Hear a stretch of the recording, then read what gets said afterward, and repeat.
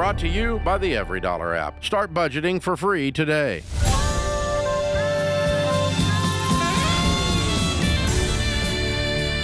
Welcome to the Ramsey Show, where we help you win in your life. We want you to win with your money, win in your work, and win in your relationships. I'm Ken Coleman. Jade Warshaw is alongside, and we're here for you. The phone number is 888-825-5225. That's 888-825-5225. All right, let's get it started with Taylor in Los Angeles. Taylor, how can we help? Hi, guys. Thanks for taking my call. How are you? Good. How are you? Good, thanks. So pretty much some backstory. My husband and I have about like $105,000 in debt between credit cards, cars, and student loans. And right now he makes $8,400 a month, and like we're breaking even between like rent, bills, and whatever. My question is, I've been doing hair for 3 years off and on, and I've been doing it consistently for like the past 4 months now, and I'm just barely breaking even. I feel like I'm not seeing a profit. So my question is, would you advise like getting a different job, like a full-time job where I'm bringing in more income? Because I finished the total money makeover, and I feel like my mindset has changed about money, and I'm like, I feel like I need to bring in more income in order to make a dent in our debt, but I don't want to quit what I went to school for. You know what I mean? Mm-hmm. Well, maybe it's not a matter of quitting it. Maybe it's just a matter of adding to until you're making the money that you want to make. Because I think you know the answer to this. Yeah, you do need to be making money. Like you can only go so long breaking even. And if the situation were reversed, let's pretend that you had a 9-to-5 job that you were making money, and you said, I'm going to go over here and do hair on the side. How will I know when it's time for me to do this full time? What would we tell you? When you're making more money, or when you're making as much as what you're making at your full-time job? Exactly. Okay. So how does she play this? Yeah, well, I agree with you. I think we look at a number that we're trying to make. So what's a number? I'm assuming that when you called in today, you've got an idea of the budget, the way you're talking about it. Right. So what's the number? Let's take a take-home number after taxes that if you were to bring in that right now, that seems A, realistic, and B, it would really help on the margin here so we can accomplish what we need to accomplish and knock this debt out. I would say, like, to help out and knock out the debt, like between $2,200 and $2,500 a month would be very helpful. Okay. All right. And so what are you making right now in your current job, what you went to school for? So I went to school for hair, and like I said, after rent, no, you're okay. After rent and like product and stuff like that, I mean, maybe I'm making $200 a week. Yeah. So let's figure out where the issue lies. Is the problem that where your studio is too expensive, or is the problem you don't have enough clients? Or is the problem a combination of three things? Where you are is too expensive, you don't have enough clients, and you aren't charging enough? Probably a combination of those three, yeah, because we moved to a new area. So the past like 4 months, I've been starting from square one as far as clients. Mm-hmm. So I'm just I feel discouraged because now that I read the book, I'm like, okay, I want to like go. But well, with that in mind, I feel like I'm not going anywhere. Yeah, well, first of all, that's a low margin business. So I'm gonna say amen to what Jade said earlier, which is we can come back to doing the hair, but right now we want to get really intense. And so I'm circling that number of $2,200 to $2,500. And the way I would come about it is I'd go, how can I help add that amount of money? What does that look like? And so you start playing it out. Okay, so if I get a job making $20 an hour at Walmart, I'm just throwing that out there. I'm not telling you, Taylor, that's where you got to go. But I'm just saying you start to look at the possibilities. And you don't have a degree in certain things. So you go, okay, what can I do for the most amount of money per hour? We're just taking an hourly job, all right? Yeah. But you know what? You might be able to get maybe get an office manager job or an assistant, administrative assistant job. And you start looking at that and you go, okay, what must be true for me to bring home that $2,200 or $2,500? That's where I would start because that's where the ideation comes from. And you begin to say, okay, I can go over here, I can do this, I can do this. And so I wouldn't overcomplicate it. This is just about a paycheck right now in order to get into the debt snowball and knock it out. Then once we get through where we want to be, now we can start to dial back and we get back to building your business over time, and then you do well. But that's the advice I would give you. That's because that's what I would do if I were in your shoes. I'd do whatever it takes to bring home that extra money. Absolutely. And can I just dig a little bit deeper just because I'm curious? So your husband's making, a little over $100,000 a year. What's your rent or mortgage situation? How much are you paying a month? Right now we're paying $3,000 in rent. Okay. For our home. Okay. And then you said the car. Tell me about the car, because I'm looking for other ways that I can clear up some breathing room for you. Yeah, so, we both have car payments. His truck payment is $600 a month, and mine is $400 a month. Okay. And what do you owe on them? But my car, I owe $14,000, and I think his truck, we owe $20,000. And what's his truck worth if you were to sell it today, private sale, if you had to guess? I'm not too familiar with the truck prices, but I think he said around 50 or maybe 45. I'm not 100% sure. Okay, so I would be looking at these cars very seriously because of what you say is true, and I know that you're just taking a shot in the dark here. But if it's true that he owes 20 but it's worth 40, do you know what that means? That means that if you sell that car, you're going to have a $20,000 spread of profit, which means you could get into a cash car for $20,000 and no longer be paying $600 a month. So that's huge. Yeah. So, by the way, just to plug that in, Taylor, what that now means is that $600 comes off of the $2,200 you said you need to make. So now all of a sudden we don't have to make as much, and that's why that's such a huge play there. Mm-hmm.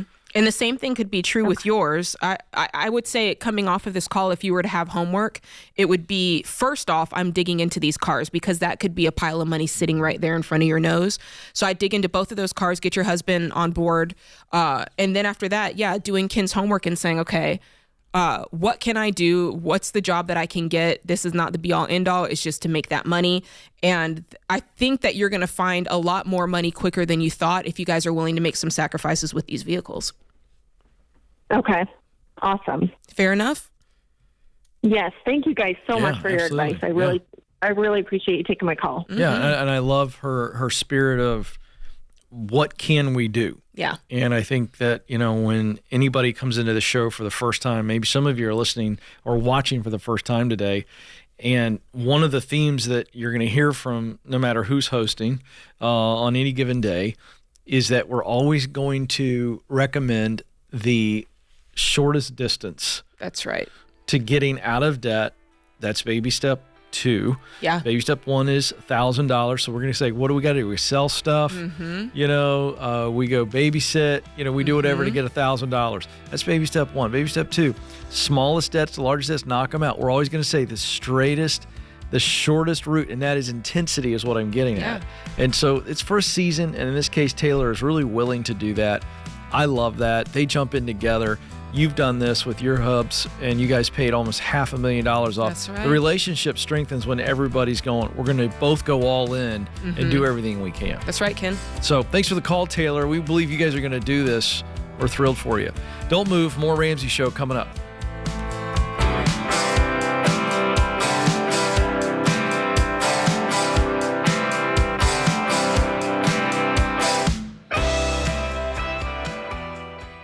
It's true, there's no place like home for the holidays.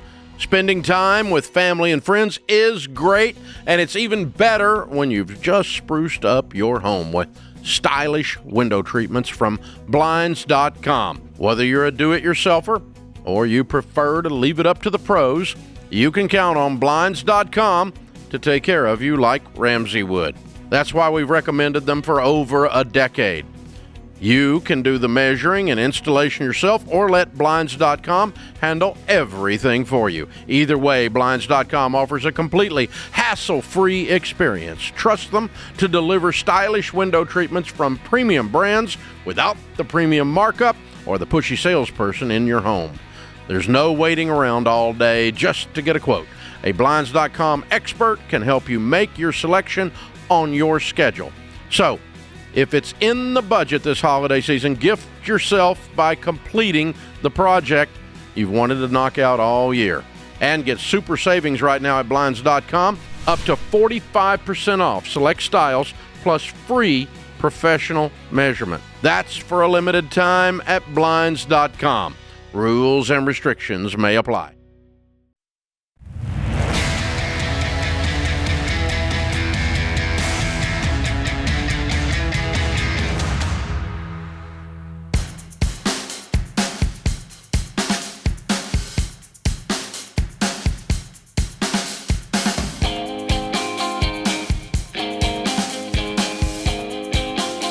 Welcome back to the Ramsey Show. I'm Ken Coleman, and Jade Warshaw is alongside. She takes my cool factor up multiple levels, as I was reminded by somebody in the lobby.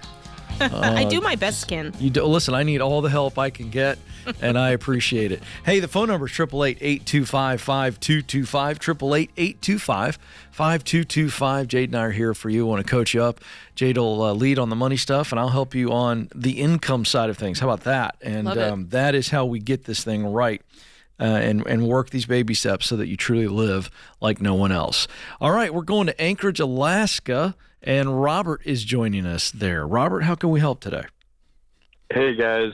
Thanks for taking my call. I recently sold a small business that I've been building for 6 years and am getting about $2.2 million before tax. Hey. Nice. Way to go. Yeah, thanks. What kind of business was it? It was a media business, like streamable assets. Great. Wow. And good for you. I'd been building it since I was 18. I'm 26 now. Good for you. How about that? Yeah. How do you feel? I feel excited, but also really scared because my income is going to be gone, my monthly income from this, and I need to invest this money properly in order to replace it. What were you paying yourself? I'm curious.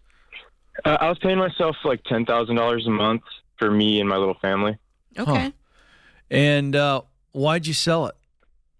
I sold it because the deal was a higher value than I was currently making. And I just wanted to get more into physical asset creation than digital asset creation. Right. And the reason I asked that is because my next question is, what are you thinking that your next move is? I understand you're calling about the investment piece, and we're going to get Jay to jump in on that in a second, but I'm curious, are you thinking about another business, going to work for somebody else? You think about taking 6 months, 12 months? Where's your head at right now as far as new income? Yeah, I guess I'm a creative person, and I things pop up, and I need to be able to like quickly move on ideas that I have. Mm-hmm. The issue is that I took this deal thinking it was going to be a capital gains tax, and I recently moved to a new tax firm, and they're saying it's going to be ordinary income. So it's actually much less money than I originally intended taking this deal. Yeah. What will it amount to? I think it's going to slim all the way down to like 1.4 million. Okay. And yeah, that's a little disappointing. Yeah, it's really disappointing. So originally I was going to have like 1.8 out of this, and I could just put this in index funds, as I've learned from the Dave Ramsey show, is, just moderate investments that are not super high risk, high reward, and just live off of a small percentage for my family. But now I can't do that. I need to. Yeah, and I don't know that I would. How old are you? 26. 26? I 100%, I'm just going to tell you Jade's point of view and can chime in. If I woke up in your shoes and I saw myself getting $1.4 million, I would say to myself, okay, I have this wonderful nest egg started so that when the time comes and I do want to retire, I will be able to. But I don't think the day is at 26. I think if you start pulling the growth off of this now, I think it's going to stunt you in many ways because you're 26, you're just getting started. And if you had this idea, there's probably way more ideas in you that will earn you money. Mm-hmm. And I would see this as, okay, this was a great windfall that we had. I'm going to put it over here. It's going to grow and multiply. And if at the time I'm 40, if I want to step back and go, okay, whatever I'm doing, I'm going to do it part-time, or, I'm working for a different cause. Now it's not really a money-driven thing. Fine. But I don't think that day is today. Yeah, I agree. In fact, here's what I would do. Because Jay's going to give you the any investment advice you want on this. But I would take the 120 that you've been paying yourself. If you've been paying yourself 10 a month, I'd take the 120 out of the 1.4 and I'd put that in a savings account. Yeah. And because you've got to transition, and I wouldn't rely on that. I'm with you. I would just put it over there and go, all right, let me get out and hustle a little bit. Yeah. Maybe I'd take a month off, whatever. I'd celebrate. Yeah, celebrate. I'd go do something real nice with the wife, the missus, and the kiddos. If you got kiddos, really nice, and celebrate. I'd take 120 and I'd put that. This is above and beyond your emergency fund. I would just put it over there. Just until we get rolling. Yeah. And then I'd invest the rest. I would not even try to draw off of that for your income. Yeah, because we didn't ask you, what baby step are you on? I'm on, I have no debt. I paid off my house throughout this business and wow. So you're baby step 7? Yeah, we own our $800,000 house outright. Good. We own every car outright. Fantastic. But the issue is that now our income's gone. We're just sitting on this lump sum of money. But your income is not, it's not gone. I want you to reframe that. We just said we're going to take 120, which would, let's say that's your income for the next 12 months. I mean, you've earned that. You sold the company that you started with your own 2 hands. So I take the 120. That's my guaranteed income. I don't miss a beat for the next 12 months. Invest the rest because you're already in baby step 7 and get after it and start doing some creative stuff. Start doing some fun stuff. Okay. Yeah. That's really helpful. Thank you guys.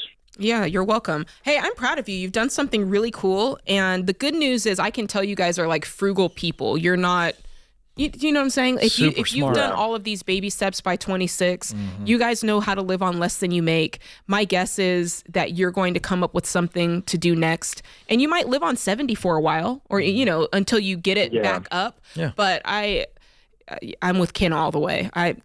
Congratulations. That's all I have to say. Thank you guys.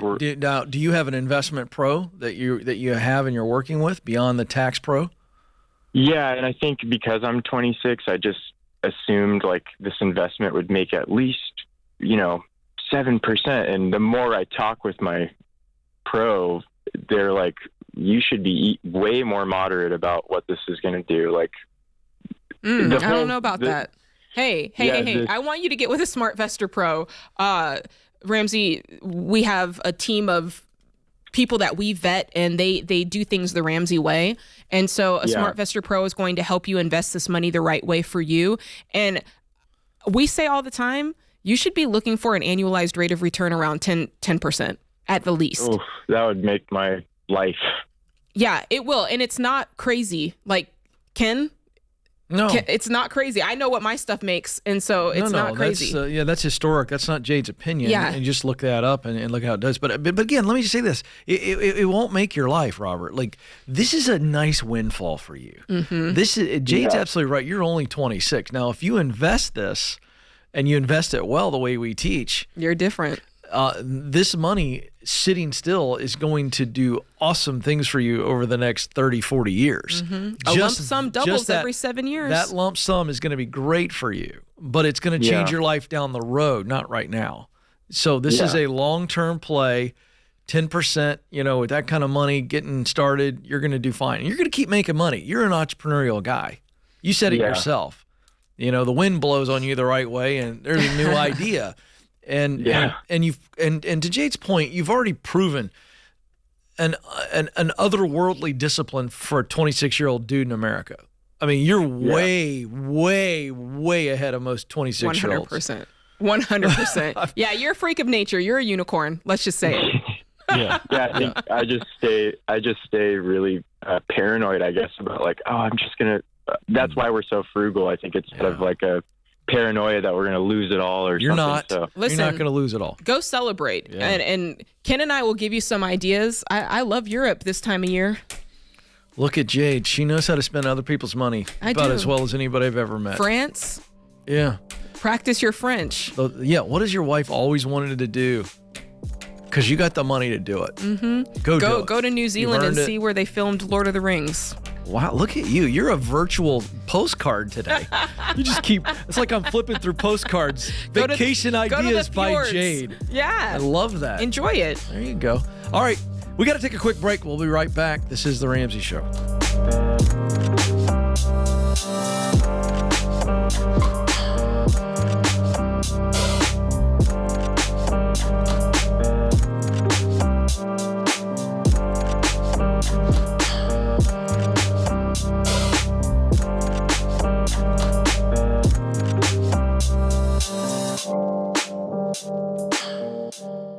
Statistics show that half of Americans don't have enough life insurance, or they don't have any at all. I don't understand this, John.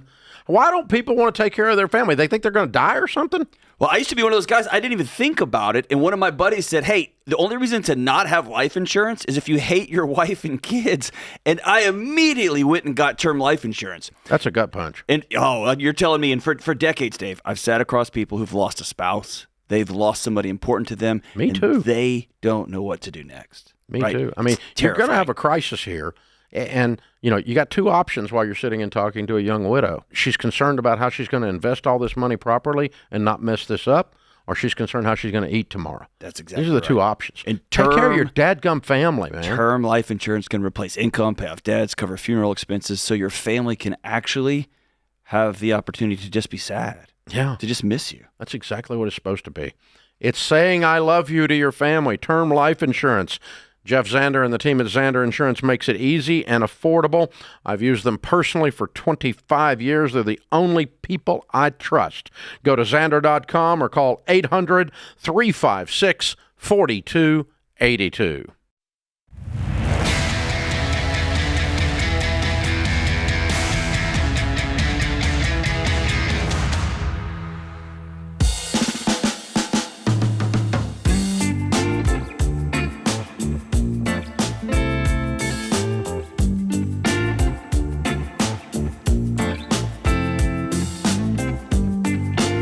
Welcome back to The Ramsey Show. I'm Ken Coleman, and Jade Warshaw is joining me here in the studio here of The Ramsey Show. So excited that you're with us. 888-825-5225 is the phone number. 888-825-5225. You got questions about income, feeling stuck, feeling a little stale, and want to make some moves, I'll coach you on that. Got your money problems, Jade's got you on that, and we combine as well. Let's go to Jennifer, who's in Jackson, Mississippi. Jennifer, how can we help today? Yes, I just have a real quick question. I have a son who is 17, about to turn 18, and my credit score is 830, and my husband's is like 780. And we want to start him off on the right track of having a good credit, much like we do. And I was just wondering if there was a particular credit card or how y'all would maybe suggest helping him get and obtain a good credit score as well. Okay. I've never heard that question on this show before, actually. No? Really? Don't think I have. I've gotten it a couple of times. Yeah. Jennifer, when did you start listening? I just started like about a month ago. Okay, great. That makes sense. Okay, We're happy very to good. have you. Yes, welcome aboard. So what are you hoping he'll be able to do with that credit score? I just want to learn a little bit more about your intent here. Well, I just want to know that when he is also about to start college.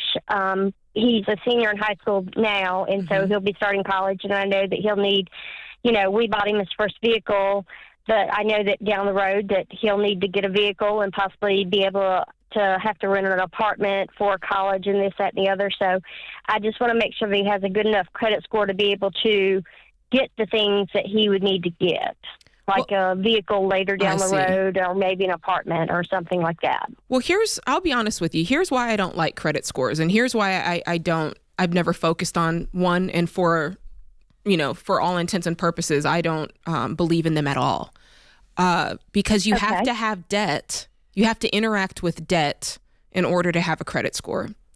And we also know that when you borrow money, the borrower is slave to the lender. And so there's this part of the credit score that it doesn't make sense to me, because it's all about how you interact with debt, how much debt you have, what types of debt you've had, how long you've had your debt, what percentage of your debt that you're using, right?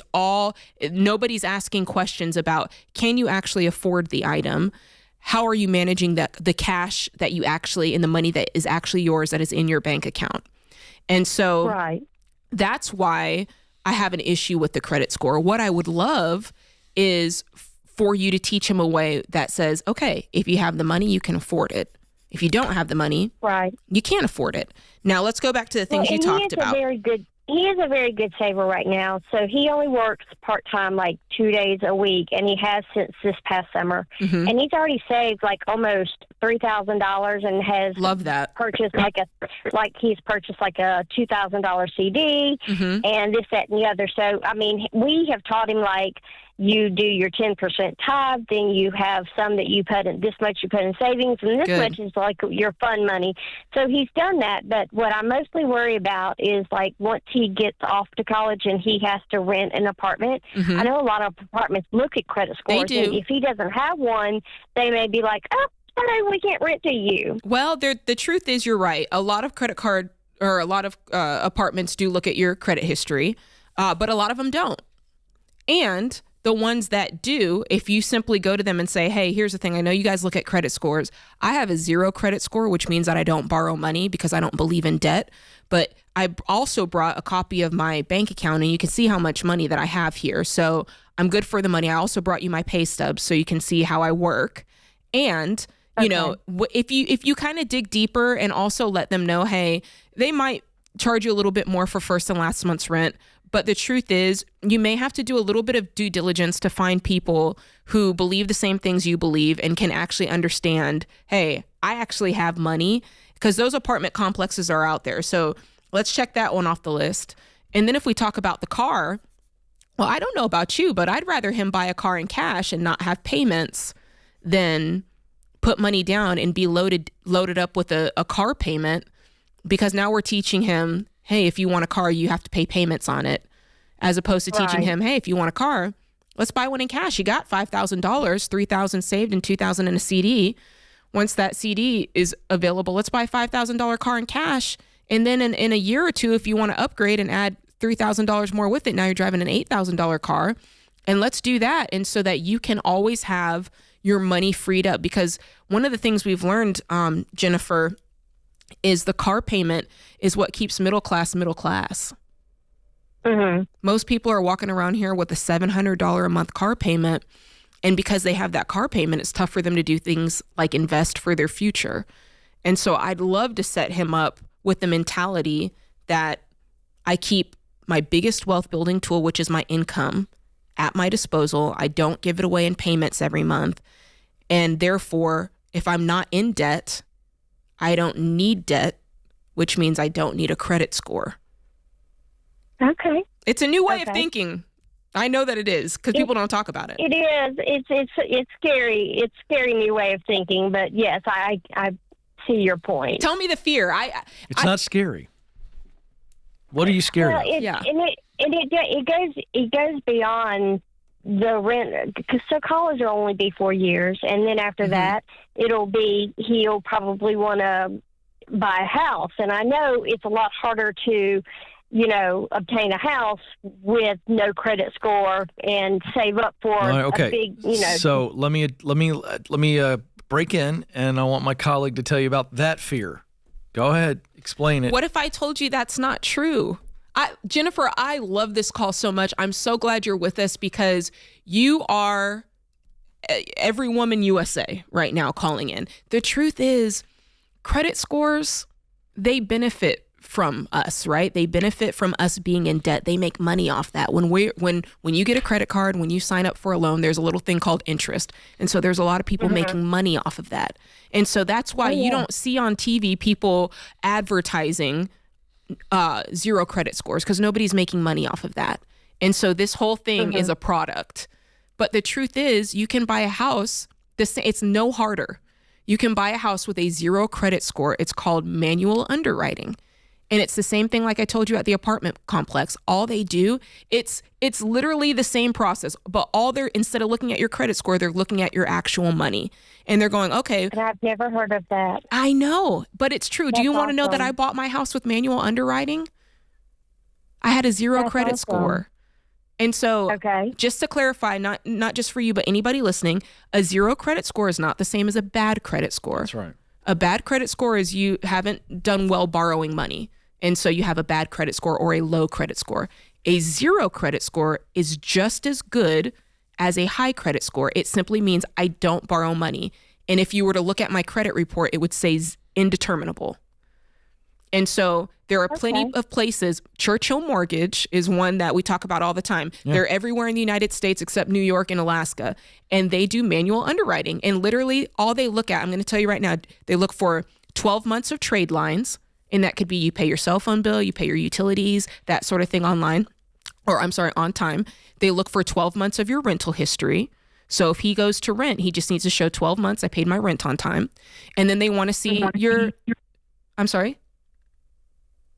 I just said, Okay. And then they want to see what you made over the last year. And they'll ask for your pay stubs, just like anything else. And then they go, okay, great. And if he happens to be self-employed, they might ask him for his tax returns. But that is it.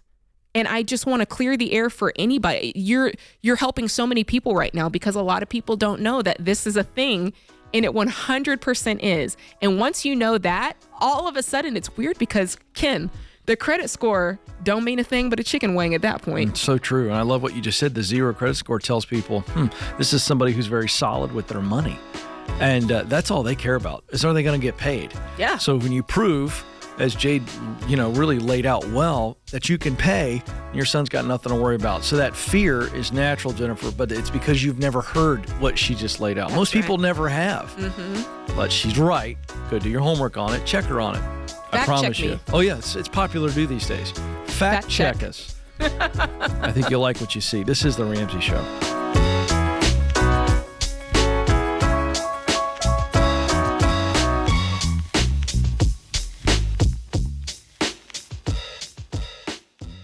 Mortgage rates have dropped, so if you're thinking about buying a home in the next year, contact your local Churchill Mortgage team right now. If you wait, more people will be in the market competing for the same homes and potentially driving up prices. Churchill will help you do the math to be sure your budget is correct, making your home a blessing and helping you build lasting wealth. Learn more at churchillmortgage.com. churchillmortgage.com.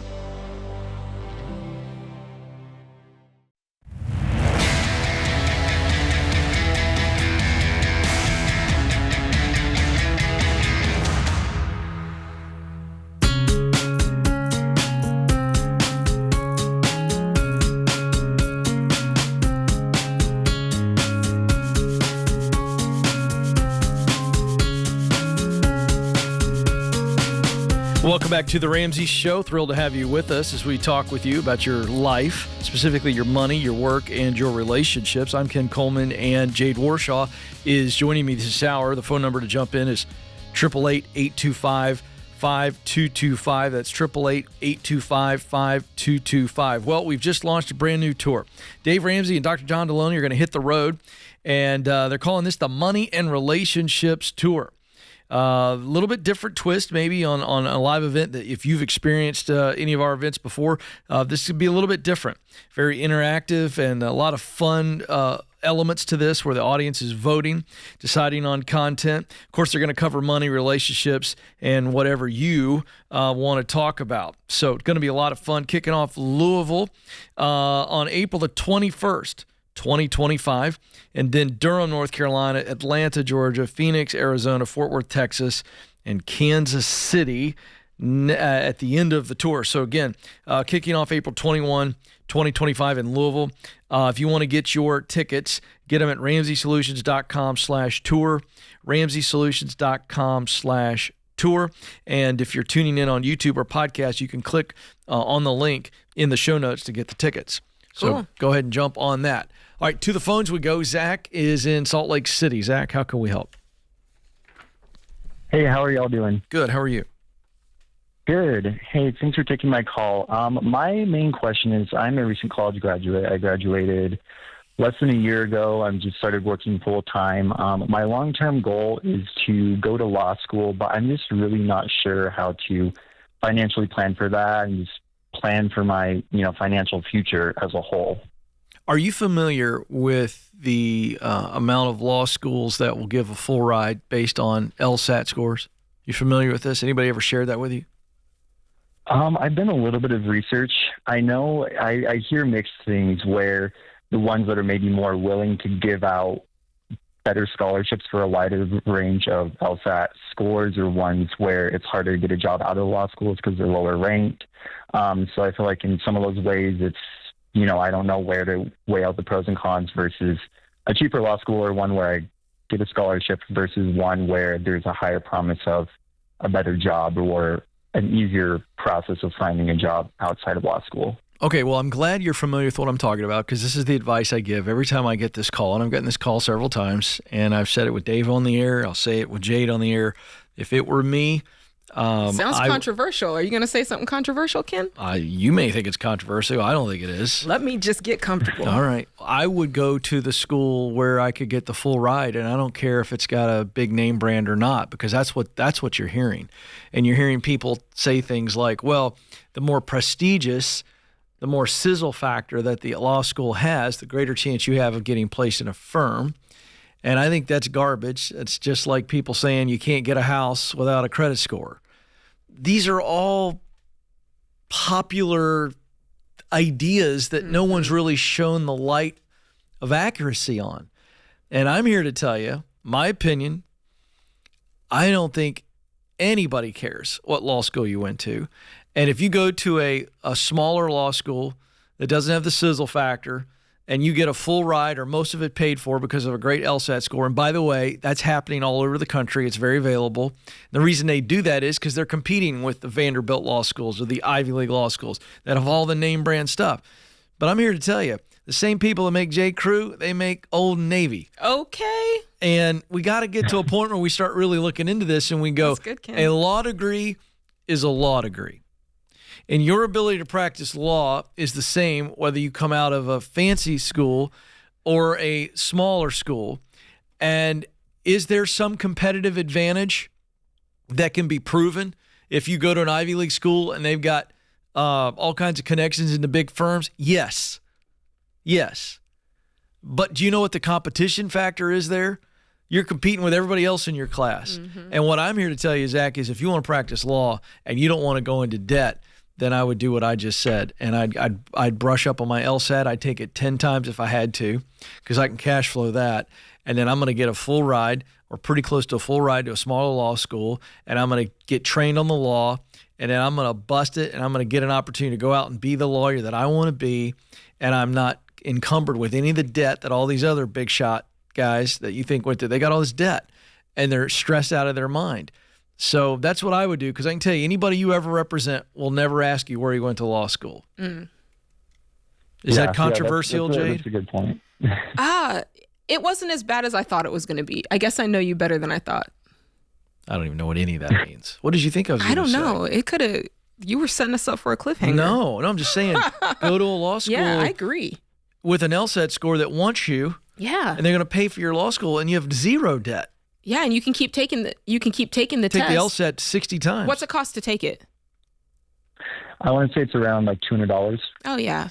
I don't know if you can take it 60 times. I made that part up. Yeah, but you're saying prep and knock it out of the park so you can get. That's what I would do. There's just no reason to go into debt to then get in a scramble with everybody else in your class. You go to Harvard Law, and you're all competing for the same firms. Yeah. Were you thinking about Ivy League? No, I just made that up.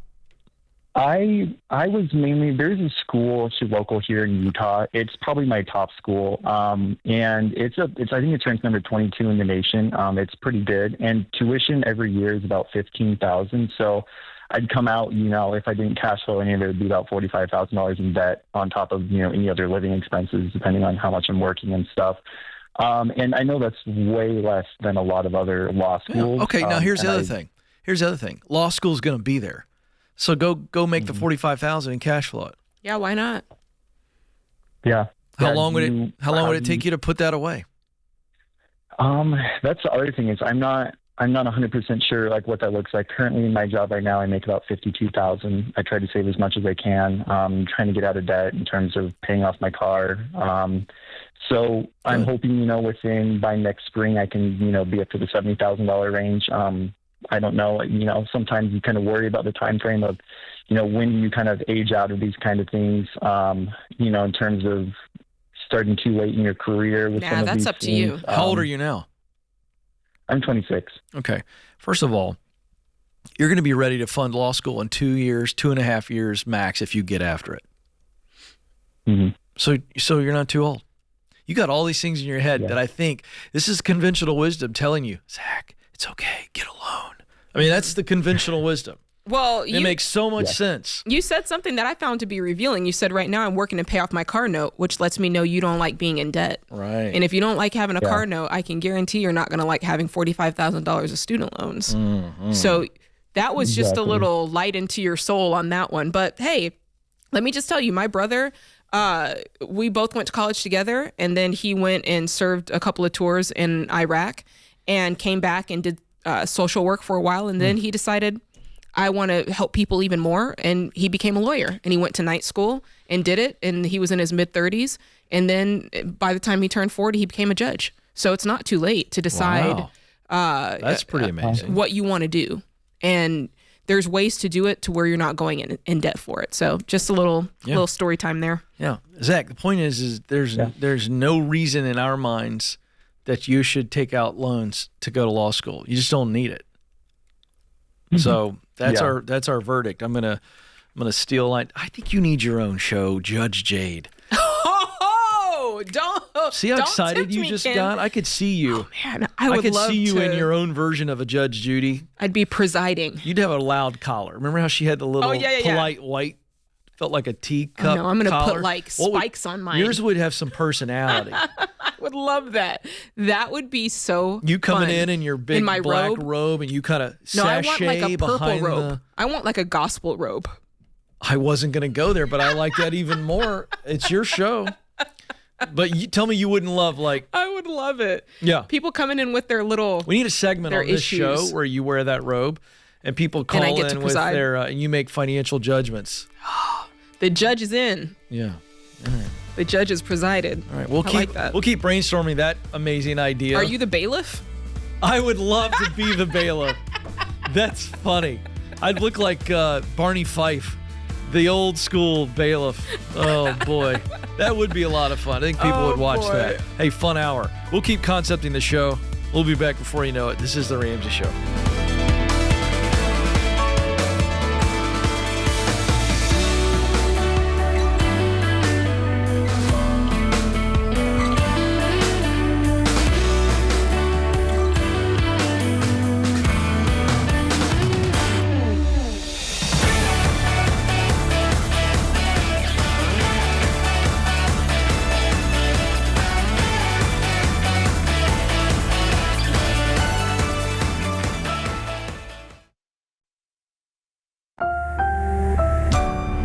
Brought to you by the Every Dollar app. Start budgeting for free today.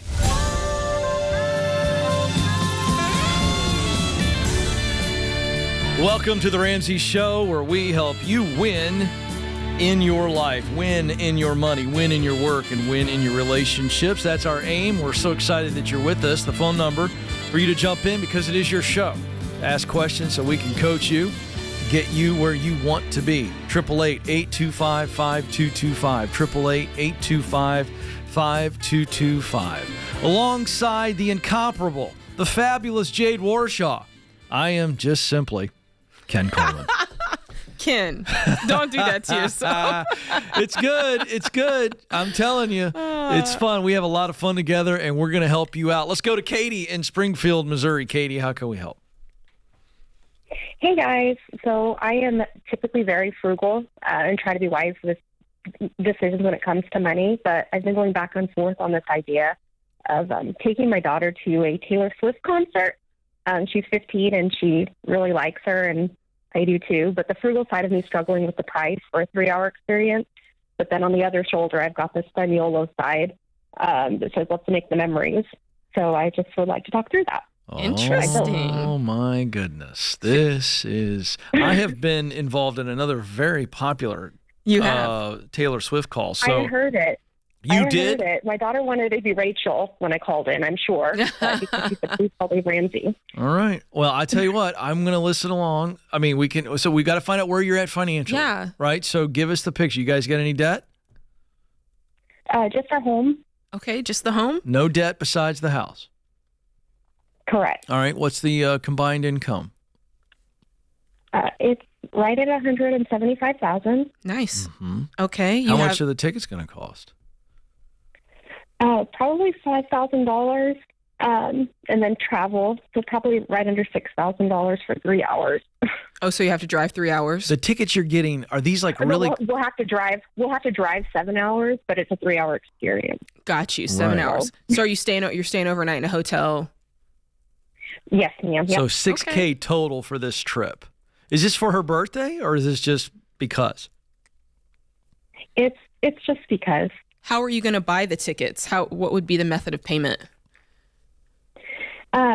So I would sell some of my my employee stock purchase plan. Okay. Interesting. That's your retirement? That's saving. No. It's separate from retirement. It's single stock. Yeah, single it's just stocks. Single Okay. stocks. Yeah, I'm going to wait for Judge Jade, but I've already reached my answer. How much single stocks do you have? I'm just curious. How much in that? So we have about 141,000 in employee stocks and about 50,000 in single stocks. So about right under 200 in both.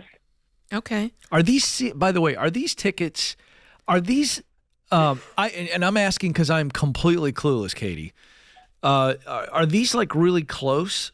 We're looking at $2,500 each, right? For 2 tickets? That's a pretty good experience, I right? wish. I was going to say, not? I wish. It's the fact that it's the last part of her tour. And so they're just really priced high for nosebleeds. Oh, so those are nosebleeds at $2,500 a piece? Yeah. Wait a second. Yeah. Wait a second. That changes my answer, which is why I asked, by the way. Because oh my gosh. $2,500 was like, I was thinking that was Artist Circle or something. Yeah, like I need to Is that be where in you were thinking? Yes. I want the sweat to hit me for $6,000. Nah, I could do without the sweat. In fact, if I'm paying $6,000, I don't want any sweat to hit me. You don't want T Swift's sweat to hit you? No. Just right. No. Okay. I don't want anybody's sweat hitting me. Certainly not hers. Okay. I mean, All right, I got good nothing to know. against the Swifty sweat. I'm just saying, I don't want to be sweat on for that kind of money. I'm going to let you know, Katie and Is this Ken, I'm shooketh to my core. In a biblical sense, So that what do you these tell tickets her? are $6,000. What do you tell her? Listen, Give me a specific ruling, please, because she's got the money. she has the money. Actually, I have more questions about your investments than I do about Taylor Swift. But I mean, if you want to go, you can. I struggle with the seats for the money. That's where my struggle is. It's not on whether or not you can afford to do it. It's the value. It's the value in it. Yeah, I'm there. That's if I'm being honest, Katie. That's where my Dave. struggle is the value of the tickets. Not Not whether or not you can afford to spend $600,000 or $6,000 on a thing. Does that make sense? Yes. You can afford to spend $6,000 on something. Is that where you were leaning, Katie? Why'd you call us? Well, I mean, Which way were you I can leaning? pay more. I'm struggling because I just like to be really frugal. But my daughter said, "Well, you know, I'm almost 16, and have you it'd guys be a never really done fun anything like experience this? to be there." No, not the two of us. Yeah. No, we haven't. So Did I detect a hint of worked really emotion hard. just We're- then? Yes, because Okay. she said we're just very frugal, and she said, you know, like money's just money. It's so, Interesting. yeah. So it is kind of emotional because I would love to go with her, but it's like, oh my goodness, it's a lot of money. Okay, I am ready. Oh, okay. I'm going to take a page out of the Stacy Coleman handbook, which I'm is unaware of this. the jar of marbles. Yeah. Oh, yeah. I'm going to take Yeah, a you gotta page out of the explain Stacy Coleman, which is the days they go by and you don't get them back is basically the essence here. Yeah. And I think you have an opportunity to make a really cool memory, something you've never done before, and also prove that you can be a cool mom and you can come off the wallet every now and then and you can afford it. Yeah. Do it. Boy, am I surprised. I I love that. You could knock me over with a feather right now. Really? Yeah, I did. I thought you were coming in hot, but I'm going to say because you're so frugal. This is not a lifestyle for you guys. We just go hard in the paint all the time. You have the money. Yeah. You weren't planning on putting it on a credit card. You didn't mention points one time. Yeah. She's 15. By the way, it's employee stock. It's not out of her retirement. Right. She said she's going to sell some things. Mm-hmm. Do you have 3 to 6 months of expenses laying around for other things? Yeah, we have about $30,000 in savings. Okay.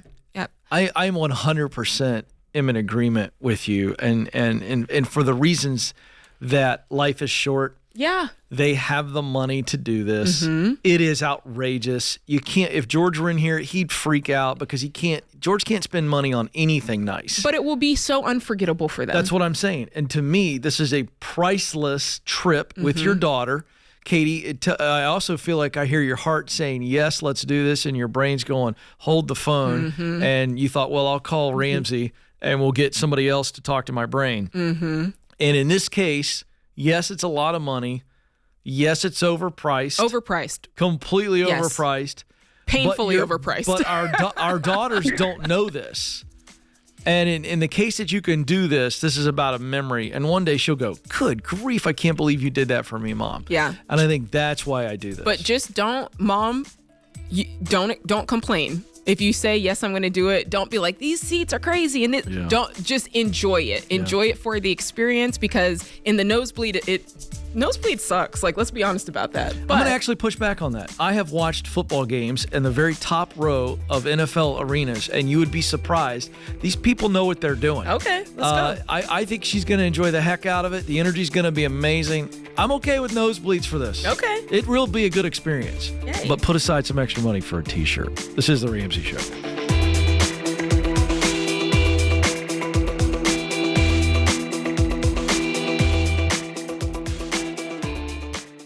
People tell me about their experiences with big banks all the time.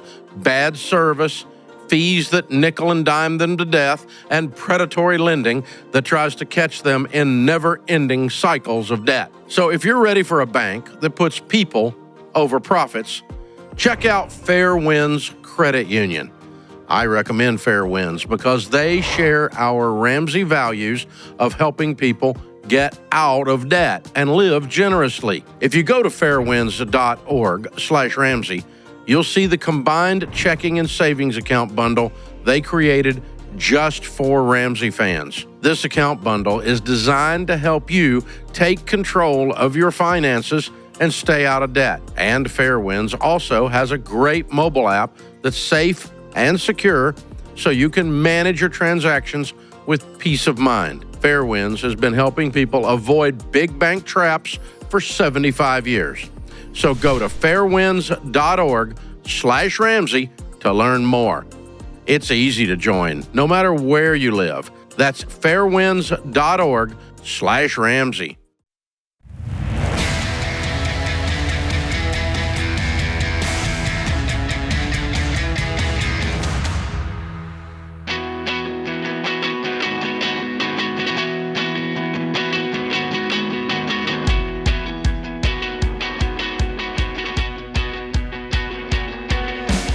Welcome back to The Ramsey Show. I'm Ken Coleman. Jade Warshaw is alongside, and we are together here for you. 888-825-5225. 888-825-5225. Taking your money questions and your income and work-related questions today. It's time for our question of the day, brought to you by Y Refi. Let me start over. All of a sudden, I forgot how to read, Jade. That's all right. It happens to the best of us. Yeah, that's right. And live, it's always exciting. Mm-hmm. Hey, we've all made money mistakes. So if you've defaulted a private student loan, we're not judging you, but we are saying that there's something you can do about it, and that's contact Y Refi. Y Refi was created for people in your exact situation. Go to yrefi.com/Ramsey. That's YREFY.com/Ramsey. It may not be available in all states. All right. Today's question comes from Hudson in Florida. He says, I'm 26 and married with 3 kiddos. I've worked for the same company for 6 years. During that time, we've had a lot of growth, which I played a key role in developing. The company now grosses over $10 million a year, and I've been offered a partnership position with the two current founders. This has been what I've been working towards this whole time that I've been with this company. But now that it's here, I'm second guessing myself, and I feel like I have imposter syndrome.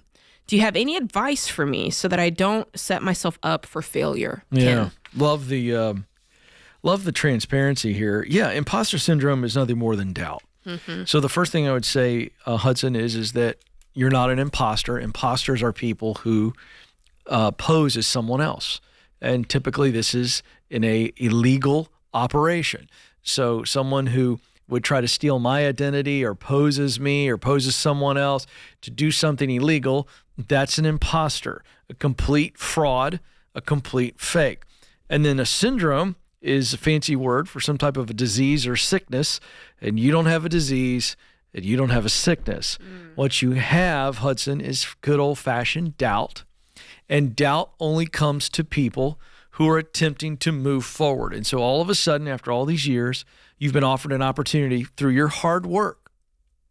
Because, Jade, you know business.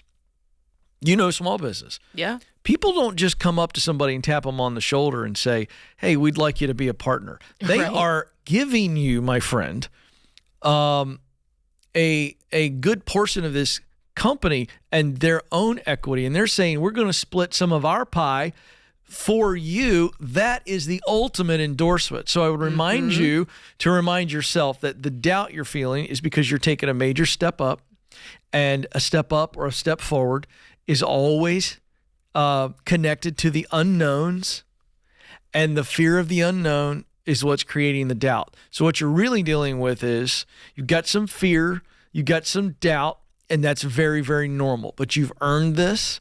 And so to set yourself up to win, you got to say, hey, I've earned this. There's going to be some new things. There's going to be some growing pains, but that comes with the territory. And I'm going to do then what I have been doing, and that is learning and growing and becoming better. So this is all mindset stuff. And the doubt, by the way, is very, very natural when we all step into something new. Doubt on the first day of kindergarten, doubt on the first day of high school, doubt the first time Jade goes into a Division I volleyball game.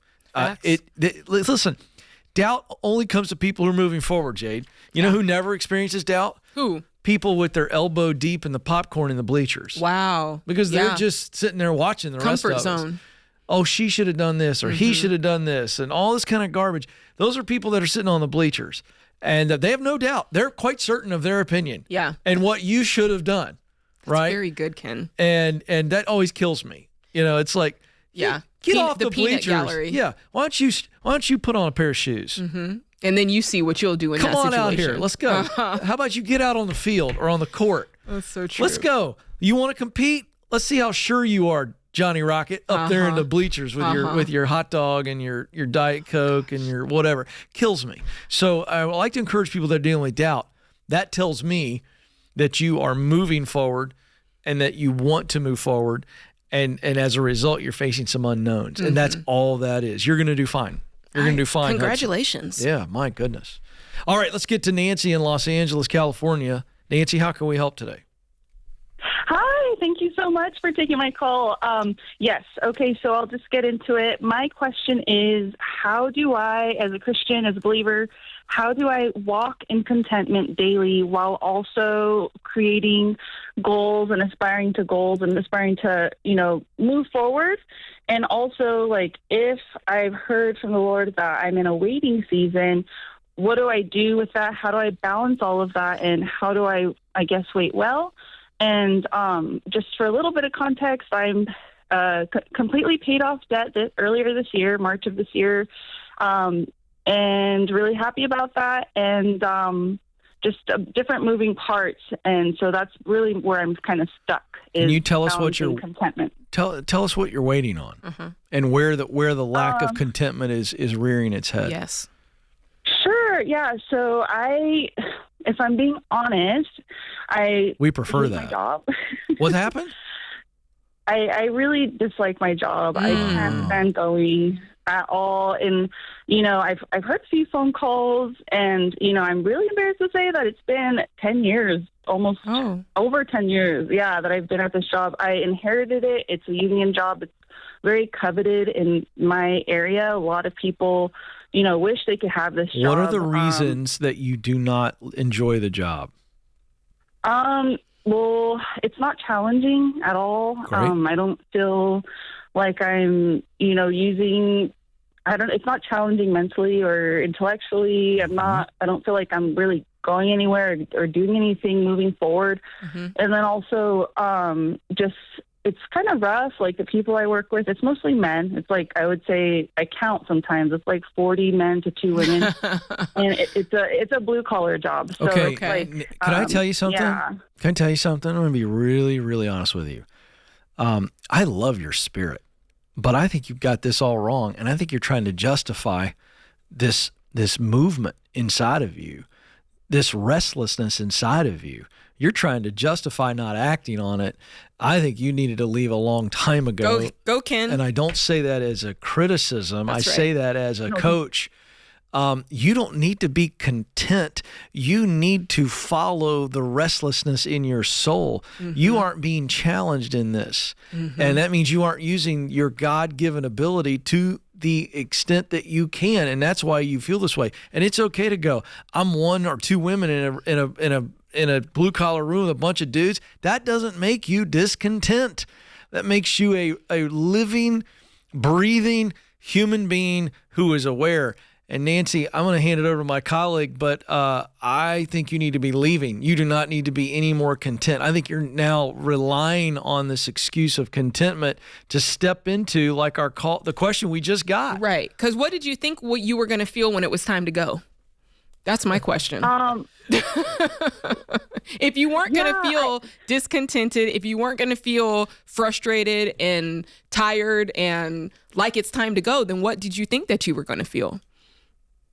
I don't know. I guess since I inherited it, I just have felt like I need to just be grateful and just I think you have been. I think you've been grateful in heavy doses. Yeah. You've done everything you need. It's time to leave. Yeah, you can be grateful and move on. Like, just because you don't stick around with something forever doesn't mean you weren't grateful for it. It's like you go to a restaurant, somebody served you a meal, you ate it, you were grateful for it, and you left.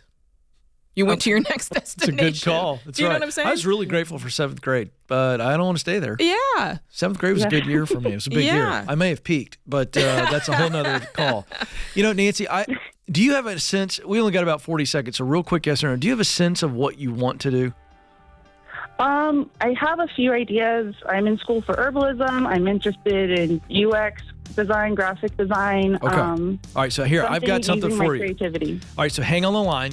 Christian, let's get her a copy of Find the Work You're Wired to Do. It comes with the Get Clear assessment. Nancy, I want you to take the assessment first, then read the book. It's like me coaching you through your results. I think it's going to reveal and confirm some things for you, but hear this from Jade and I. You don't need to be content in a place that you're not supposed to be. Yeah. It's time to get a plan together, and eventually we're leaving. We believe in you, Nancy. You're a good, good lady. This is The Ramsey Show.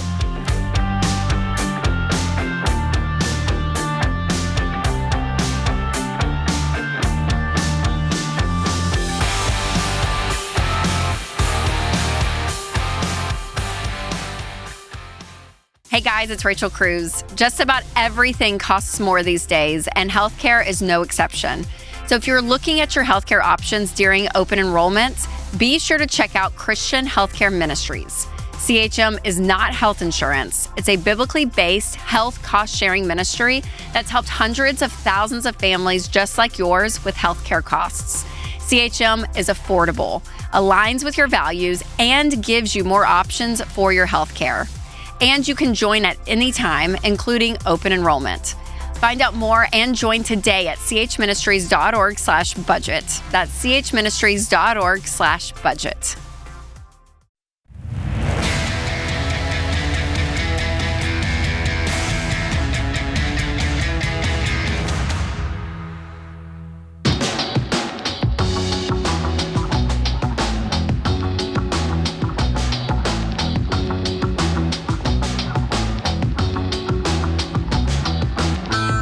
The Ramsey Show rolls along from our Nashville area-based headquarters. Thrilled that you are with us. I'm Ken Coleman, and Jade Warshaw is alongside. The phone number is 888-825-5225.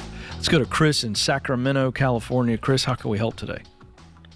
Hi, guys. I just want to say thank you for hearing me out. I'm 27, and I'm getting married within a week, and I have a debt.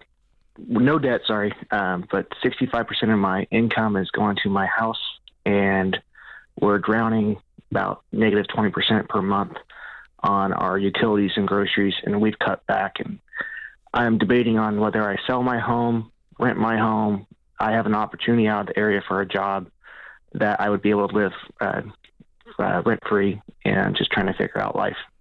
Wow. Well, what we know to be true is the the 65% mortgage can't continue. So we know that's true, right? Right. So that kind of takes the weight off of our shoulders to know, okay, we can't stay here.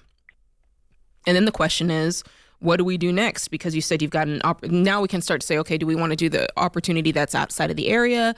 What does it look like? I think you mentioned renting this house. And so now let's talk about those other options. So is it fair to say that we both agree you can't stay in this house? Yes. Okay. So now let's talk about what do we do with the house? If I were you, I'd sell it. I'd gross about $150,000. I'd probably net after real estate fees about $135,000. I like that. What's wrong with that?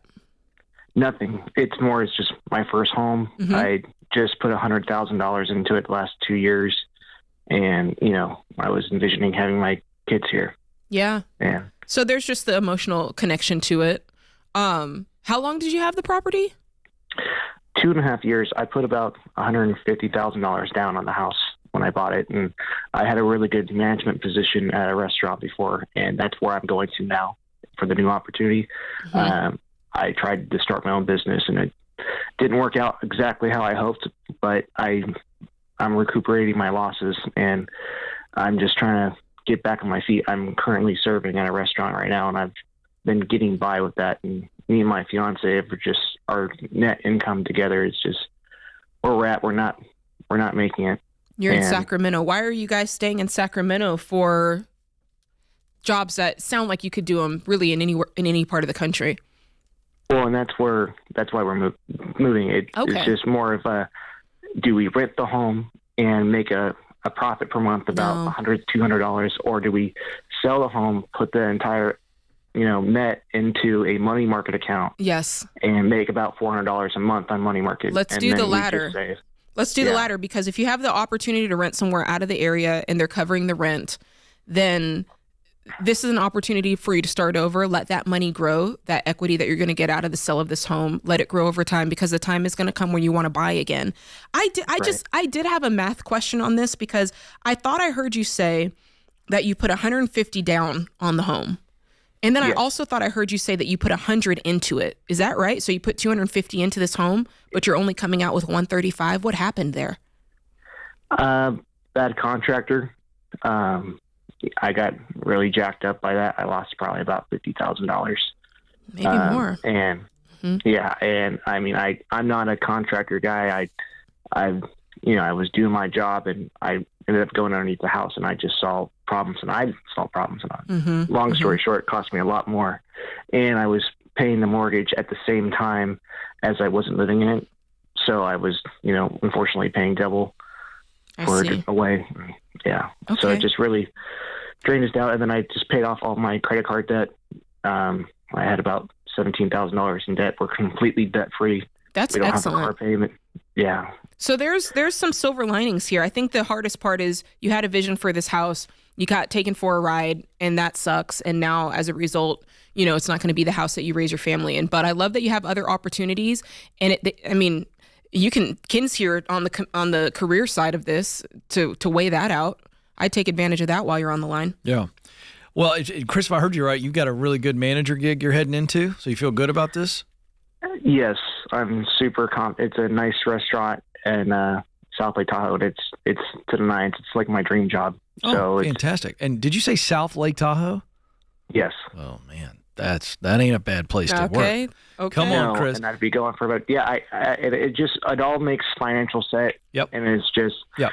I have with my business I've kind of had some regrets on that, and I don't want to have my cart in front of the horse. And I love it. You're asking the right questions. Jade gave you great advice. You do not want to be a landlord from long distance. This is time to move on. This is a clean start, and I think it's great for you. You're going into your dream job in one of the nicest places in the United States to live, and you're going to get free of this house, which has just been nothing more than a money pit for you, unfortunately. So sell and move on, my friend. Sell and move on. I love that. And do you want to take another call, or can I highlight this for the people? Hey, go for it. I want to highlight this because a lot of times people are like, why does it have to, we teach that the mortgage shouldn't be any more than 25%. And I know there's a lot of questions around that. And this is a really great, it's just a cautionary tale of what takes place when you don't heed that advice. Because if you really think about it, if you look at your money as a whole thing, 100%. I love that you've got an orange. For our listening audience, she has a little tangerine in her hand. Yeah, and if you think about it as segments, right? We got to cut it up into segments. It's going into segments. And so if you think, okay, if you do, let's pretend like, I'm taking your advice, 25%. Okay, now we got 75 left. And then it's like, okay, if you're a person who values generosity, most of us do, so you give another 10%. Now you're at 35. And now you say, okay, well, you've got to invest. Baby step 4, I'm investing 15%. Now, before you know it, we're already at 50% of our income. And we haven't even paid our other bills yet. We haven't done childcare yet. We haven't put aside for kids' college yet. We haven't, taken a vacation. We haven't even done anything yet, and we're already out 50. So imagine what it would feel like if your mortgage was at 40% or 45%. You feel that very, very, very, very quickly. So it behooves you. It's a great word. I like a good word. It does behoove you to think about, okay, what are my ratios here? And is this sustainable long term? Because 65%, like you said, they're burning 20% every single month. There ain't enough tangerine left over. There ain't enough. You got to eat by the pith. By the time you do. That is fantastic. That's why I showed up today for that moment. That was good. Yeah, but it's a wonderful illustration. And then I want you to, while we're on this, okay, also why we give him the advice of don't become a landlord. Don't keep that house because you think, well, I'm going to make $400 a month. I want you to walk through the math, the real math, when people think that that's a good idea. Well, I think for him, it was more of a sunken cost fallacy. I feel like he thought, well, I put this much into this property. If I hang on to it for a while and keep dumping effort or whatever it is into it, maybe I'll get it out. And for a lot of us, that's kind of what keeps us locked in to something that's just a bad break. And you kind of have to just eat pith and go, this was a bad break. It wasn't a good investment. I got taken for a ride and walk away. And for him, going all the way from Sacramento to South Lake Tahoe, and now you're going to be a long distance landlord. Yeah. Trust me. When he rolls in that moving van to South Lake Tahoe, he's going to be like, I'm not knocking Sacramento. Yeah. All right. But that's a difference. He's going to be like, forget you y'all. want to leave all that behind. Yeah, you want to leave it behind. Yeah. And he had a bad taste in his mouth. So I think for him to come out, he's clearing 135. It's not as much as he should. That's right. But it's still money. And it's going to sit in a high yield for however long until they're ready to buy. I agree. And when they buy, they're going to put as much down possible on a 15-year fixed rate mortgage, hopefully, that they can get paid off quickly. He's already debt free. Yeah. And so the principle of this whole segment is, do you know what it is? You've been saying it. Don't eat pith. There it is. By the way, spell that for people. Pith. P-I-T-H. Is that right? I think. I feel like there could be a hidden letter in there. We did. We got validation. Okay. The guys in the booth. Great. Yeah. Yeah. Think about the ratios of your income. Think about each section, like this clementine I hold in my hand. Oh, it's clementine. It's even better. Mandarin. Love it. That's how we're going to do this. Make sure it's the lesson. I feel like we went back to Sesame Street. You laid it out for us. I love it. Good stuff. All right, quick break. She's Jade Warshaw. I'm Ken Coleman. We'll be right back.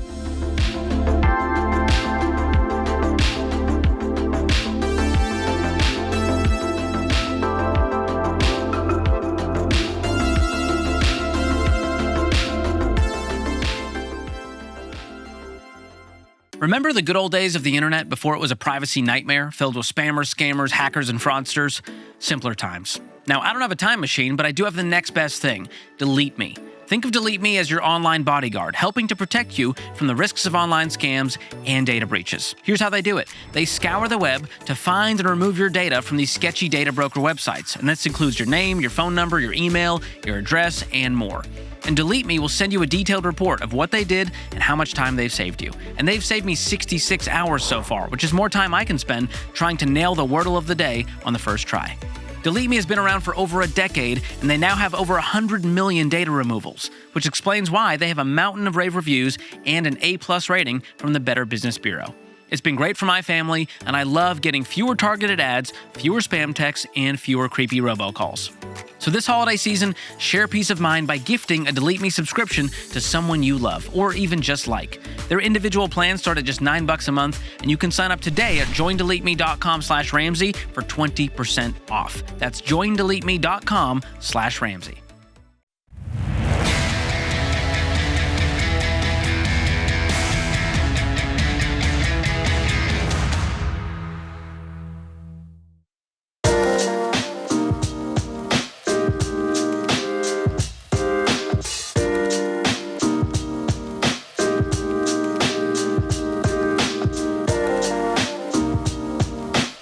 Welcome back to the Ramsey Show. Thrilled that you're with us. I'm Ken Coleman. Jade Warshaw is with me as well. 888-825-5225, taking your money questions and your work-related or income questions. To that end, the Get Clear Assessment, a tool that I was privileged to create a few years ago. It's helped hundreds of thousands of people, and just wrote a new book called Find the Work You're Wired to Do. Came out a little earlier this year, and it includes the Get Clear Assessment. So what does the assessment do? Well, it answers four really big questions. Who am I? What's my unique wiring? And we're talking about in the context of work. Why am I wired that way? What do I want to do professionally, and how do I get there? And that's what these two tools combined do for you. You're going to spend about a third of your life at work, and I just believe with everything in my being that you shouldn't spend it just doing something that you're okay at or that you're good at, but you don't enjoy, that doesn't produce a result that motivates you. So you can get the book, Find the Work You're Wired to Do, and it comes with the assessment, the Get Clear Assessment. You can get it at RamseySolutions.com/store, RamseySolutions.com/store, or you can click the link in the description of the show if you're listening via YouTube and podcast. All right, to Susan is where we're going to go. She is in Dallas, Texas. Susan, how can we help? Hi. I just went through a divorce, or finalized it recently. It took a while. And I've been a stay-at-home mom during my entire marriage for the past 14 years.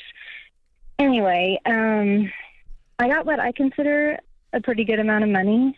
And I'm just curious. I don't really know what to do with it. I let my ex-husband handle every single bit of finances. I never knew how much money we had or anything. So how much are you getting? Well, there's a couple components to it. I got a check for $1.1 million. Okay. I got a 401k for $715,000. Okay. And then $15,000 per month for the next 7 years. Okay. How old are you? I'm 40. Okay. So you've got a guaranteed income for the next 7 years. That's nice. Okay. Okay, great. So tell me your question. Okay, so my question is, I'm completely debt-free. Mm-hmm. I also don't own a home because I just got divorced. Okay. So you need a place to live. Right. I'm renting right now, which is $3,600 a month, which I feel like is really expensive. It is. It's also all bills paid. So my question, I guess, is I've got like $95,000 in a high yield savings account. I started a Roth IRA. I'm like totally, I know nothing about finance. So I've just been trying to learn just in the last month or so. Anyway, my question basically is, can I live off of part of this money, like off of the monthly income? Mm-hmm. Or do I need to get a significant job?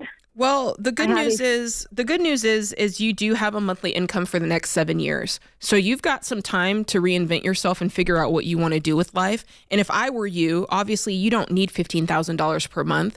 Figure out what do I need? What's a fair budget for me? Maybe it's $7,000 a month, and then you take the rest and you invest it every single month, right? So that's thing one. You've been bought time to figure out a career path for you, and I'm going to toss it to Ken in a moment for that. But let's talk about the rest of the income that you have. So let's say just to keep it simple, let's say you invest half of what you're getting every single month for the next 7 years. So around $7,500 or $7,500, and then you've got $1.1 million. That's a check, right? Yes. And I didn't know what to do with that, so I just put it in a money market account because I didn't even know how to deposit that. Great. I think that's a good place to start. My homework for you is I want you to start learning about investing. I want you to start understanding, okay, I know ex-husband used to do it, but it's now time for you to start learning, because the time is going to come where you're going to need to invest this, and you're going to want to understand it. You don't want to just hand a check for $1.1 million over to anybody and say, here, you handle this. You're going to want to say, okay, I get it. And a great place to start is here. Here at Ramsey, we do teach that investing is a better place for you to build long-term wealth than a money market account or a high yield savings account, simply because of rate of return, right? If you invest that money, you'll get a higher compound interest rate of return on that, so it'll grow faster. And so I would tell you to get hooked up with a SmartVestor Pro. They're going to have the heart of a teacher, and they're going to be able to teach you about this. And that's the key thing. Tell them, I don't want to invest anything yet. I just want to learn, right? And they're going to ultimately have you invested in a way that's 4 different types. We're spreading it out. It's not going to be high risk. It's not going to be just in a set of stocks, but I want you to understand that. So when the time comes, we are investing that check, but in the meantime, we're getting with a SmartVestor Pro to teach us. And then as far as the $715,000 401k, leave it, let it grow. You're probably going to have to do a direct transfer rollover into an IRA. And so the SmartVestor Pro is going to help you do that. And then for you, now it's all about career and what you're going to do with your life, because you're super young. I got a couple quick questions on the money first. So the $715,000, how old are you? I'm 40. Oh my gosh. It's going to be so much money. So the $715 that is in the 401k, and that is going to be a lot of money. What is that going to be in 30 years? Okay, so did you tell me you're 40 now? Yeah, she's 40. Okay, so let's just say you retire, I don't know, let's say 65. Does that sound good? Okay, let's say you add nothing to it. That right there is going to be $8 million. Holy cow. Just not touching it. The reason I went to that, Susan, is because on this work thing, this may or may not be a thing now. How old are the kids? They're 14 and 11. Okay. My other thing is, can I buy a house? Yes. Yes. I was going to say that. I was working and which money do I use? I would take the 1.1. The check. The 1.1 check is what you need to do. Plus, you already have $95,000 in another savings account. So I was going to ask you, what is a modest house in a nice area? What is a house price? You know your area for you and the kiddos. What does that look like? What's the money on that? I mean, right now there's like nothing to buy. I've been looking. I mean, there's a nice home for $500,000. Okay, so it's in the let's just use that. We need. Let's just use that as an example. Okay, so if I'm you, and then I'm going to pay cash for the house.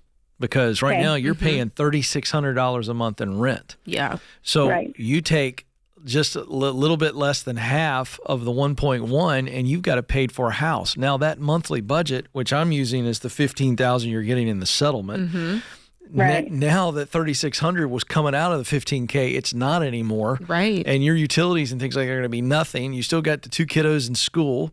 So I would come up with the every dollar budget and budget off of the 15, and I would do the some type of an investment strategy based on what a SmartVestor Pro tells you, because Jade already proved to you don't have to put another penny, and I'm not saying not to, but I'm guessing their investment strategy is going to be, you're going to diversify some stuff, because right now you are more than fine, Susan. Like, you're going to be very, very wealthy, and based on just the 401k and what it does over time. So for me, if I were you, I would take my time. You just came out of this divorce. You've just settled.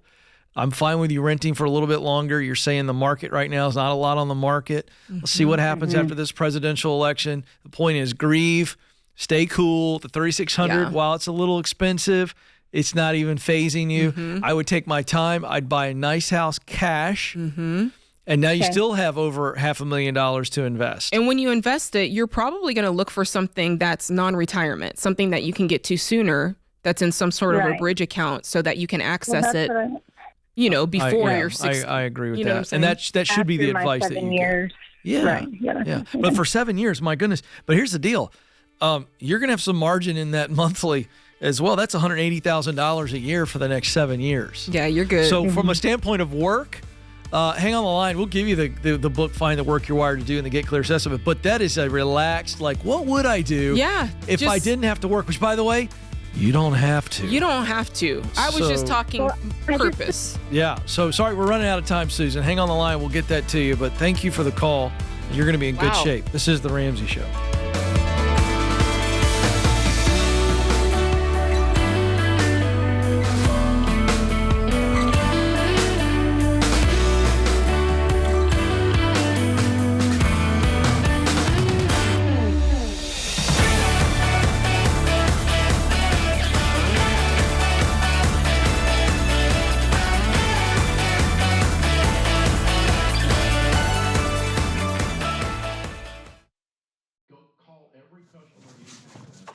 Hey, what are you still doing here? You know the rest of the show's happening on the Ramsey Network app, right? So you got to jump over there to continue watching. You can download it for free. Just go to your app store, type in Ramsey Network. It's completely free, and I'll drop a link in the show notes to make it easy for you. So if you're watching on the app, you're in luck. But if you're watching anywhere else, this show is over for you. So jump onto the app and let the fun continue. All right. Go on now. Don't make it weird. Okay, I got nowhere to go, so you need to go. Okay, bye-bye now. All right, it's getting weird over there, guys. What do we do?